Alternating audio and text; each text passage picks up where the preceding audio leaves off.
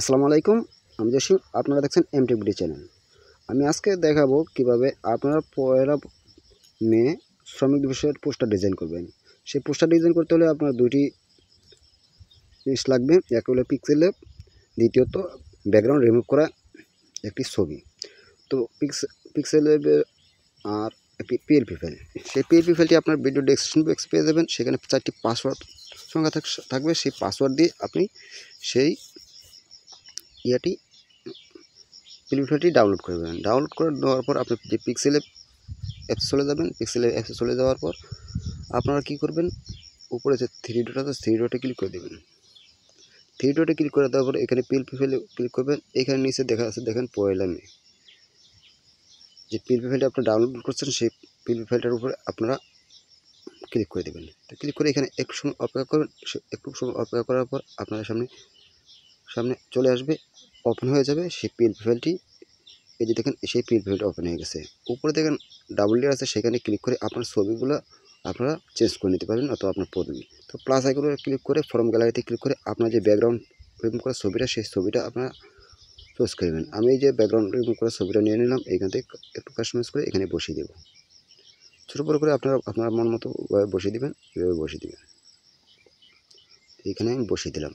উপরে আবার ডাবল লেয়ারে ক্লিক করব, পাশের আইকন করে ক্লিক করে একদম নিচে টেনে যে ছবিটা আছে সেই ছবিটার পাশে নিয়ে যাব। সেই ছবিটার পাশে আমি বসিয়ে দিব। দেওয়ার পর আগের ছবিটা আমি ডিলিট করে দেবো। ডিলিট করে দিলাম। এই যে দেখেন পিছনের ছবিটা কিন্তু ডিলিট হয়ে গেছে, এই ছবিটা কিন্তু কাস্টমাইজ করে বসে গেছে। এখানে আপনারা এইভাবে বসে নেবেন। তারপরে আপনারা যে আমি লক করে দেবো। তারপরে যে আপনার দেখেন এখানে আপনাদের যে নেতার ছবি দিতে চাচ্ছেন সেই নেতার ছবিটা এখানে দিয়ে দিবেন। তো নেতার ছবিটা দিতে গেলে আবার ফর্ম গ্যালারিতে প্লাস আইকনে ক্লিক করে ফর্ম গ্যালারিতে চলে যাবেন। সেই আপনার নেতার ছবিও নিয়ে নেবেন। ব্যাকগ্রাউন্ড রিমুভ করা ছবি নিয়ে নেবেন। যে আমি নিয়ে নিলাম, এখানে গোল চিহ্নতে ক্লিক করে ওকে করে এখানে কাস্টমাইজ করে এখানে বসিয়ে দেবেন।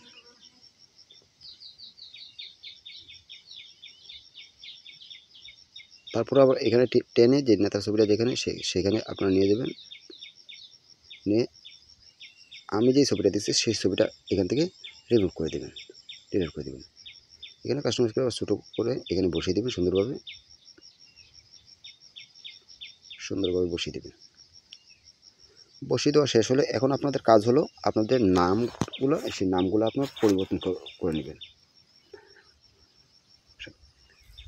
নামগুলো আপনারা পরিবর্তন কীভাবে করবেন, আমি উপরে আবার ডাবল লেয়ারে ক্লিক করবেন। ডাবল লেয়ারে ক্লিক করে যেখানে নাম আছে সেই নামের উপরে ক্লিক করে দেবেন। নামের উপরে পেন্সিল আইকন আছে, সেই পেন্সিল আইকনের উপরে ক্লিক করে দেবেন। এই পেন্সিলে ক্লিক করে দিলাম। এই নামটা আপনি রিমুভ করে আপনার নিজের নামটা বসিয়ে দেবেন। তো আমি এখানে নিজের নামটা বসিয়ে দিচ্ছি। এখানে মোহাম্মদ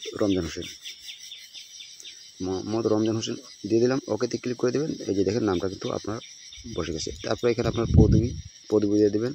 তো আমি এখানে দিয়ে দিলাম সহসম্পাদক, যে ছবিটাতে ইয়ে করতেছি সহসম্পাদক দিলাম। তারপরে এখানে ক্লিক করে এটাও কেটে আপনার ইউনিয়ন অথবা উপজেলা অথবা জেলা যেখানে হয় সেইখানের আপনার অ্যাড্রেসটা এখানে লিখে দেবেন। আমি এখানে লিখে দিয়ে দিচ্ছি চাইনা সিন্দুরগান ইউনিয়ন শ্রমিক দল।